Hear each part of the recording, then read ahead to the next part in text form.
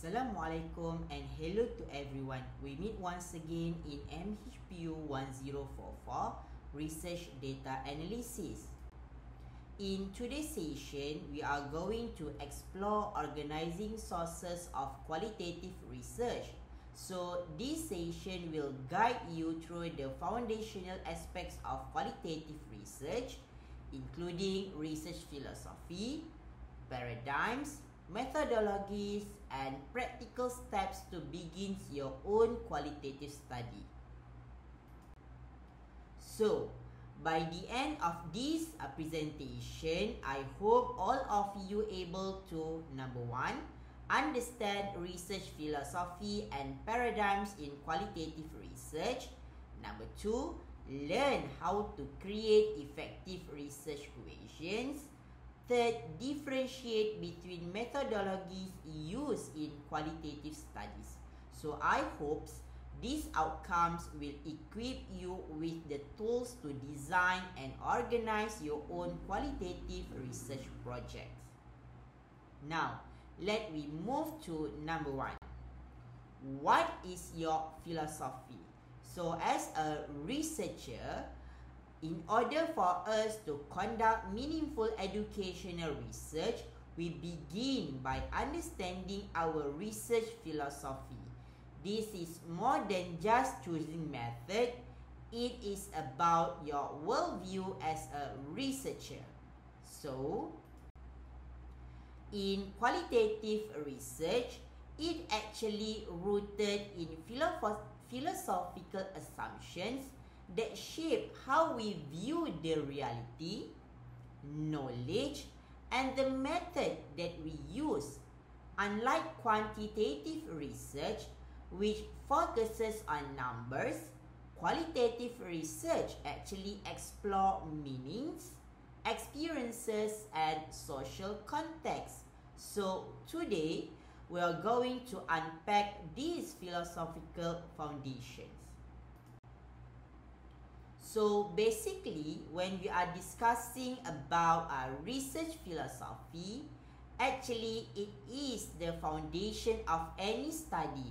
It represents the researcher worldview, where it shapes how the researcher see the reality, knowledge, and the method that we want to use. Essentially, right, this philosophical will answer questions like what is real, how can we know it, and what values guide our approach. For example, as a constructivist believes reality is shaped by human experiences, while a positivist seeks objective facts. So maybe, alright, and absolutely, your philosophical assumptions will influence our steps in our own research. So now let we move to the 6 essentials component related to research philosophy. So let me start with number 1, which is ontology. So ontology refers to the question, what is reality? So basically, in qualitative research, reality is often seen as subjective and shaped by human experiences. For example, a constructivist believes reality is socially constructed, while an objectivist sees it as independent of human perceptions. Next, number 2 is epistemology. It asks what and how can I know reality or knowledge. In qualitative research, knowledge is often co-created through interaction between the researcher and participant. For instance, interview or observation help us understand participants' life experiences. Now, we move to the theoretical perspective. It's the questions. I will cover what approach can we use to get knowledge. This is the lens or worldview through which the research is conducted. Then the next one, methodology.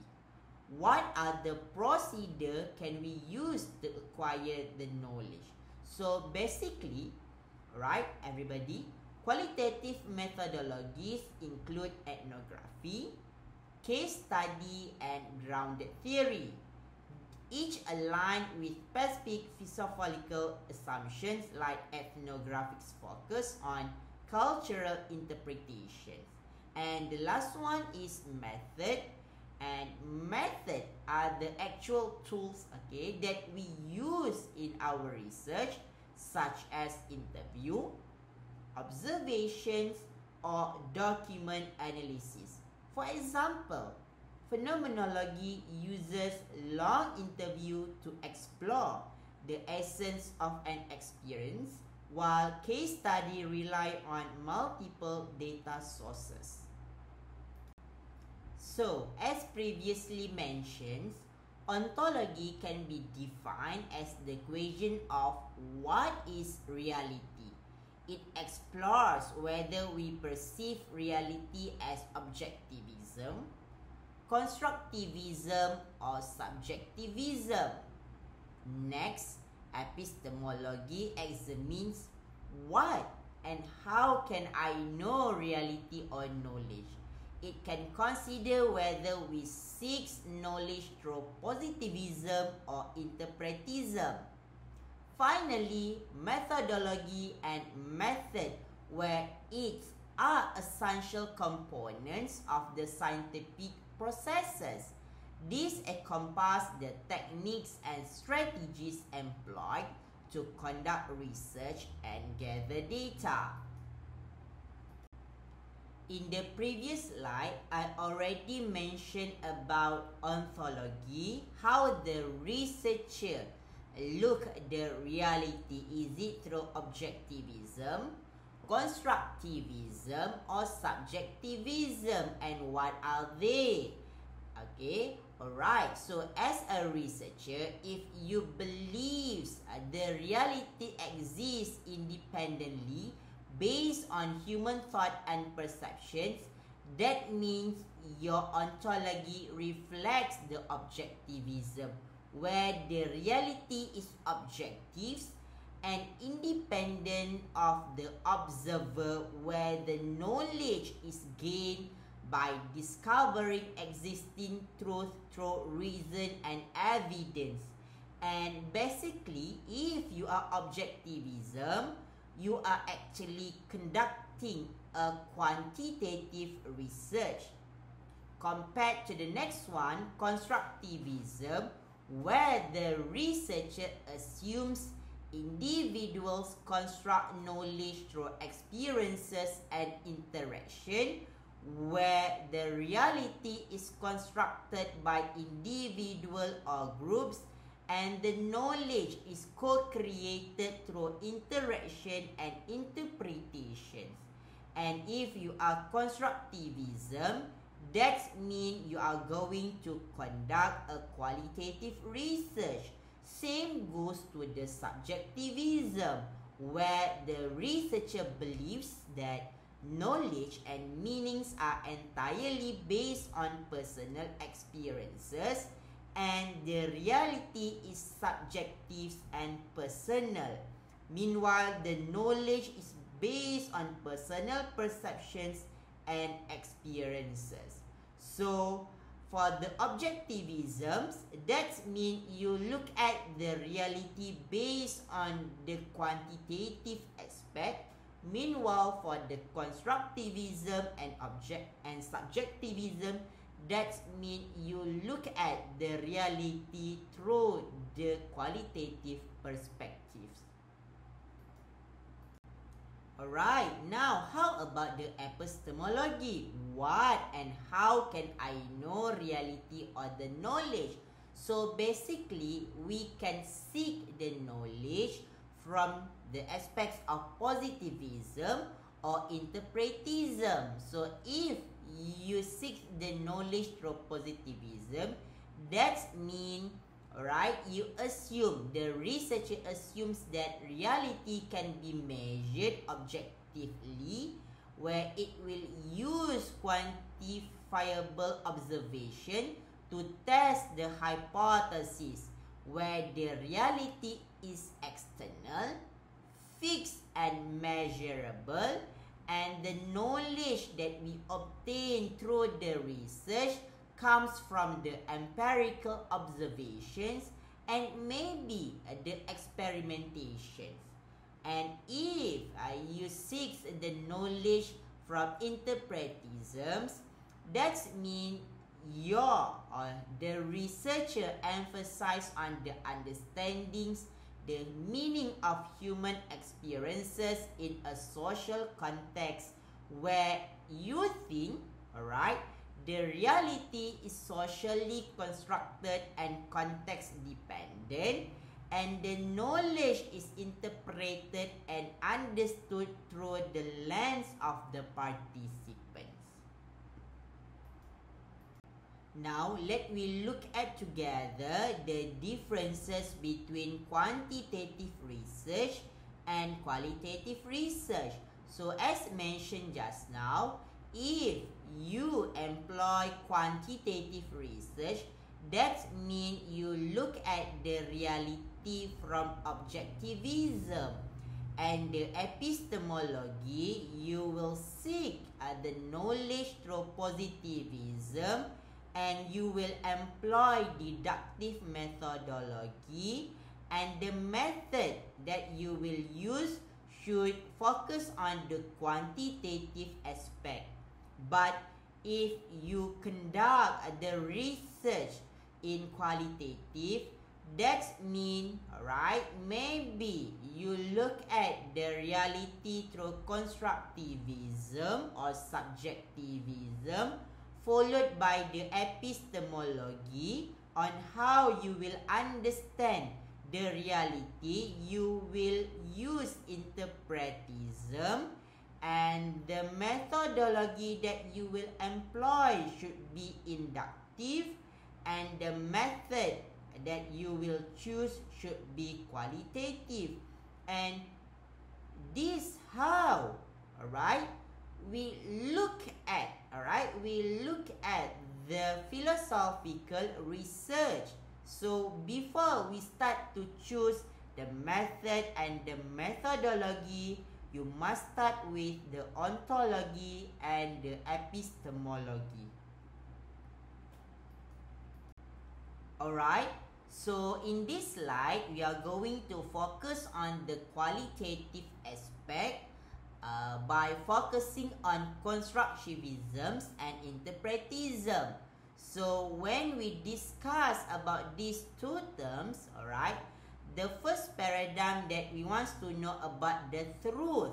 So in the constructionism, the truth is socially constructed through interaction between people, where the reality is subjective. So it depends on the participants' views. It depends on their opinion. And from the perspective interpretism, the truth depends on the sense and meaning making of a person or groups of people. And normally, in the constructionism, right, the researcher will employ grounded theory, and meanwhile for the interpretism, the researcher will employ ethnography and phenomenology. Next one, how about the data? So in constructionism, the data should be in depth, where we will answer the following question. For example, what and how question. Also, some number maybe can be counted. And for the interpretism, it depends on the reach or the thickness description of a person world. And the typical analysis that we will use in constructionism should be thematic, coding and categorizing, Meanwhile, for the interpretism should be thematic, narrative, or discourse analysis. And basically, this typical analysis, we are going to discuss it further in our next meeting. So we already done with the research philosophy just now. Now let we move to our second objective about how to start qualitative research. Alright, everybody. So to start a qualitative research project, actually it involves 3 simple key steps. So number 1, of course, the problem statement. So in problem statement, the researcher must focus on the specific challenge. For example, many middle school students disengage during algebra lesson. So the key point here, the specific challenge here is many middle students disengage during algebra lesson. So what are the research purpose? Right? So in research purpose, right, you should discuss about your study broad aim. For example, to explore how teaching method influence students' engagement in algebra. And finally, after you have the problem statement, you have the research purpose, and you should have the research question, where this research question will become a focus inquiry. For example, in qualitative research, how do inquiry-based teaching strategies will affect middle scholars' engagement in algebra? So this approach will keep your maths education research targeted and actionable.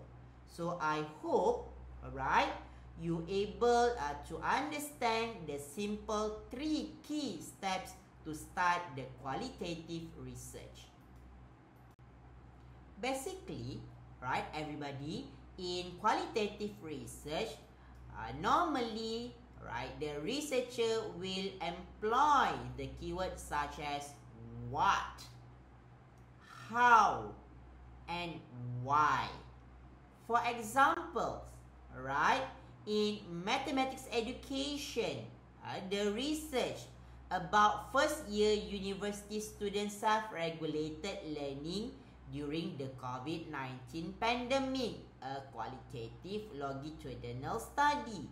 So from the titles here, alright, you will know, alright, the researcher employed the qualitative research, where the keywords here, a qualitative longitudinal study.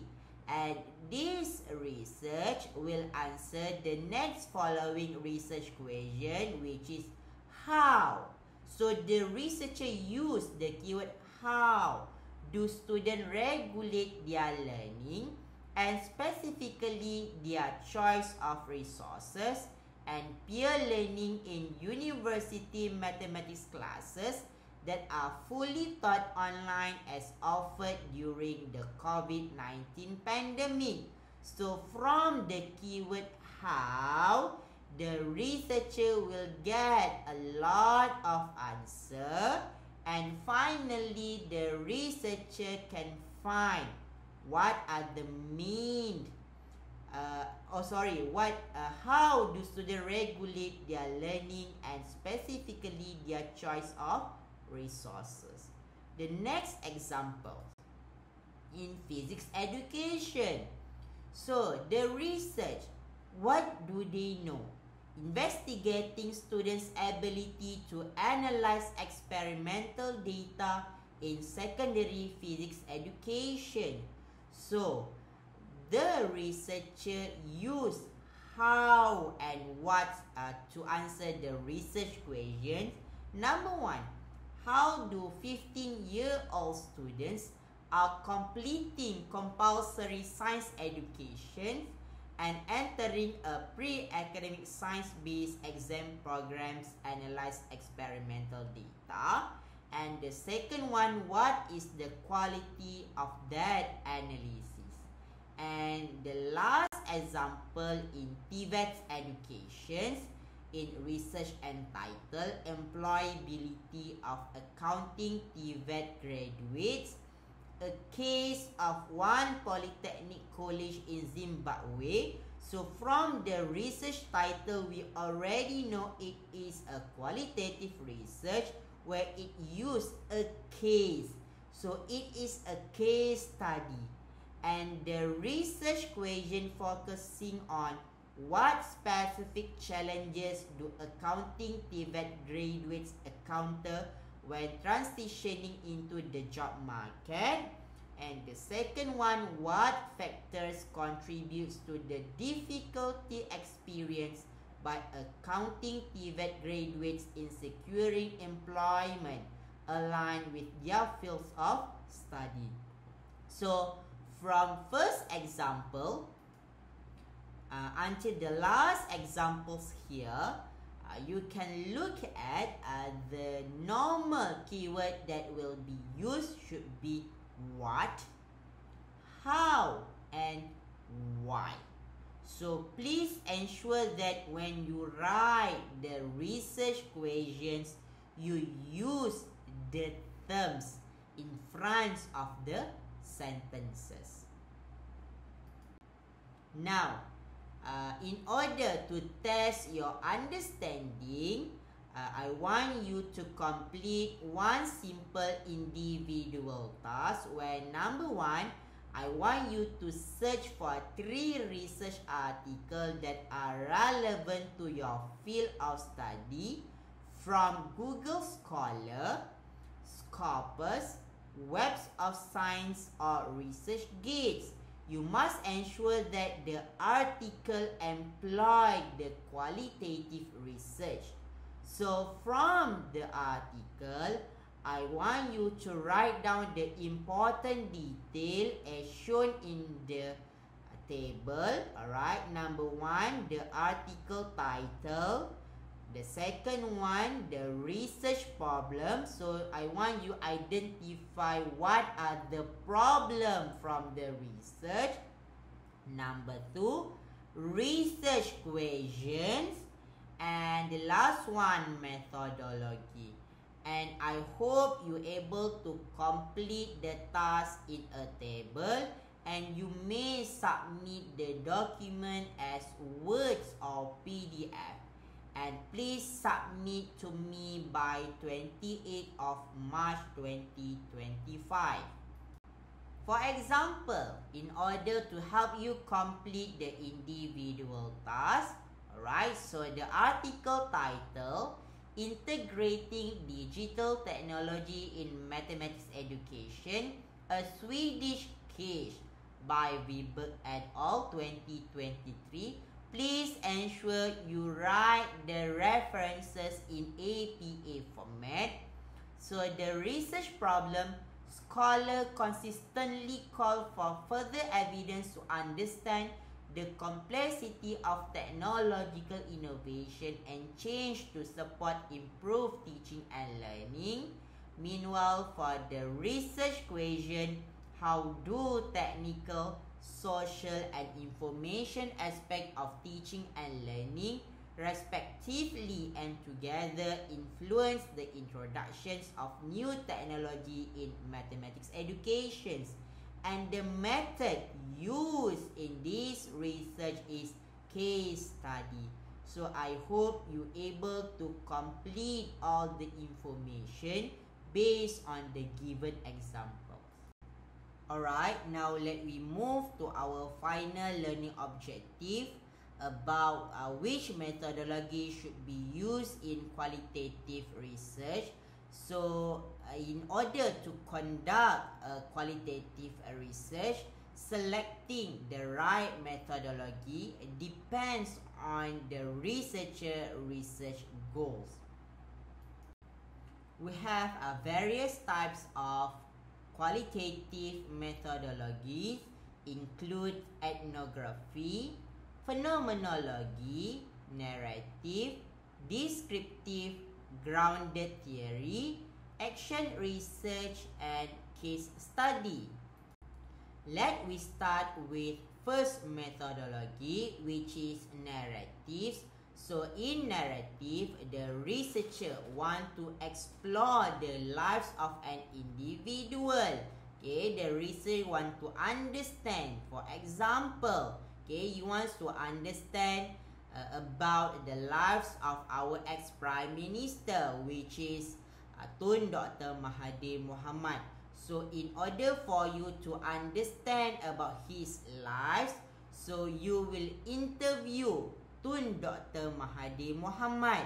So in order for you to cross-check the informations, maybe you can also conduct a document analysis to look at the consistency.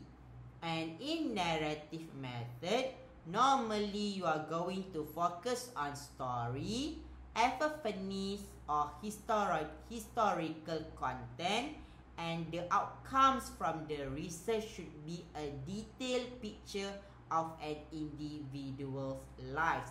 So normally, alright, so for those who wants to describe about others people's lives, so you will go to the narrative method. Next one, we have phenomenology. So the keywords here, phenomena. So in order for you to understand the essence of experiences about a phenomenon, you will conduct long interview with up to 10 people. Why you need a lot of participants here? You want to look at the consistency when the people share their experiences about the phenomenon. And when we discuss about phenomenology, actually it refers to a statement, meanings and meaning themes, and it will go to the general descriptions of the experience, and the outcome should be the descriptions of the essence of the experience. The third one should be grounded theory. I do not want to touch in details on grounded theory because I'm not an expertise on this field. But normally, right, the grounded theory will be used to develop a theory that they find from the data in the field. So in order to develop the theory or the theoretical model, you need to interview with several individuals until you obtain saturated data. And you will use open coding, ASIL coding, selective coding, or conditional matrix.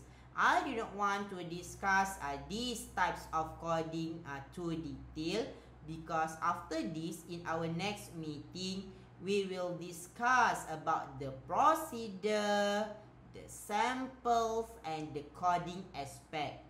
And the output from the grounded theory, the researcher should develop a theory or the theoretical model. Next one, about ethnography methodology. So the keywords here, ethno, and it will refer to the cultural or social group, where in order for you to understand the culture, number one, you should observe first. Then after you look at and you understand what you see from their behavior, then you go and interview the participants, and maybe with additional artifacts during extended times in the field. And the description should be the cultural behavior of a group or an individual, and the outcome should be description, analysis, interpretation, where you will describe the culture from beginning until the end, how it influenced maybe the participant or the community or the person to think and have that particular behavior. The last one should be case study. So in case study, the researcher will develop an in-depth analysis of a single case or multiple cases, and these multiple sources can come from document, archival records, interview, observations, and maybe physical artifacts. And in case study, alright, the data should be in descriptions, themes, and assertions, and the outcome should be in-depth study of a case or cases. So basically, we already covered the 3 learning objectives. We start with number 1, research philosophy, followed by research questions, and the last one, alright, we already did discussing about various types of methodologies, and I hope by knowing these informations, it helps you to understand about qualitative research. So as usual, if you have any questions to ask in the future, you can WhatsApp me. If you have anything to ask, don't hesitate to WhatsApp me, just mention just now, or maybe you can write something in our WhatsApp group. I think that's all for today.